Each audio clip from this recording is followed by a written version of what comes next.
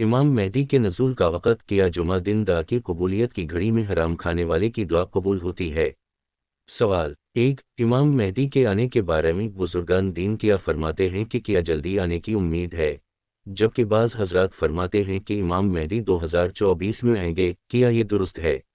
2۔ جمعہ کی دن ایک گھڑی آتی ہے جس میں دعا مانگنے والے کی دعا قبول ہوتی ہے۔ سوال یہ ہے کہ اگر دعا مانگنے والا گناہگار ہو یا حرام کھانے والا ہو تب بھی اس کی دعا قبول ہوتی ہے یا نہیں؟ جواب 1۔ واضح رہے کہ اہل سنت والجماعت کا نظریہ یہ ہے کہ امام مہدی رضی اللہ عنہ کا قیامت سے پہلے ظہور ہوگا۔ احادیث مبارکہ میں نبی علیہ السلام نے ان کے بارے میں امت کو خبر دی ہے اور ان کا نام ونز، ان کا حلیہ اور ان کے ظہور کے بعد کے حالات ذکر کیے ہیں، تاہم ان کے ظہور کا کوئی متعین وقت نہیں بتایا، بلکہ ان کے ظہور کو علامات قیامت میں سے ایک بڑی علامت قرار دے ہے۔ چنانچہ ایک حدیث شریف میں ہے کہ آپ صلی اللہ علیہ وسلم نے فرمایا، دنیا اس وقت تک اختتام پذیر نہیں ہوگی جب تک کہ عرب پر ایک شخص قبضہ نہ کر لے گا جو میرے خاندان میں سے ہوگا اور اس کا ناگناہ میرے نام پر ہوگا۔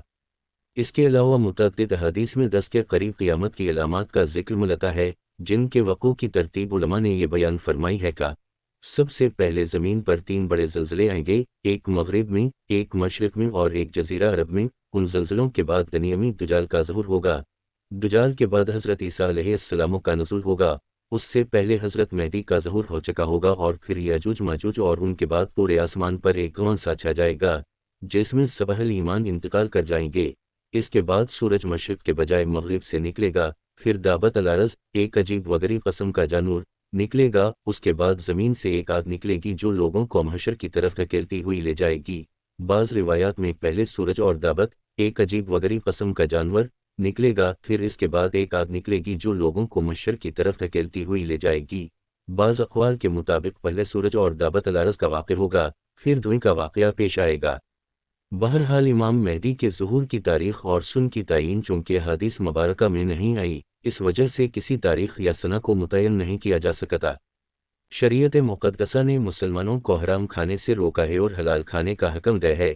ایک حدیث شریف میں نبی صلی اللہ علیہ وسلم نے حرام کھانے سے بچنے کا حکم دیا اور اس کے نقصانات میں سے ایک بڑے نقصان کا ذکر کرتے ہوئے ایک شخص کی مثال دی کہ جو نیک کاموں کے لیے طویل السفر، پراگندہ حال اور بکھرے ہوئے بال والا ہے، اپنے ہاتھ آسمان کی طرف کی اٹھائے رب یا رب کہتا ہے، لیکن اس کا کھانا پینا اور لباس حرام کا ہے، حرام سے اسے غذا دی گئی ہے، اس حالت میں اس کی دعا کیسے قبول ہوگی؟ اور ایک روایت میں ہے کہ یہ وہ شخص جو مانگتا ہے اللہ اس کو ضرور عطا فرماتا ہے، بشرطی کا وہ حرام نہ ہو۔ اسی وجہ سے مفتی شفیع صاحب نے معرف القرآن میں لکھا ہے، نیک عمل کرنے میں رزق حلال کو بڑا دخل ہے، اسی طرح قبول دعا میں حلال کھانا مین اور حرام مانے قبول ہے۔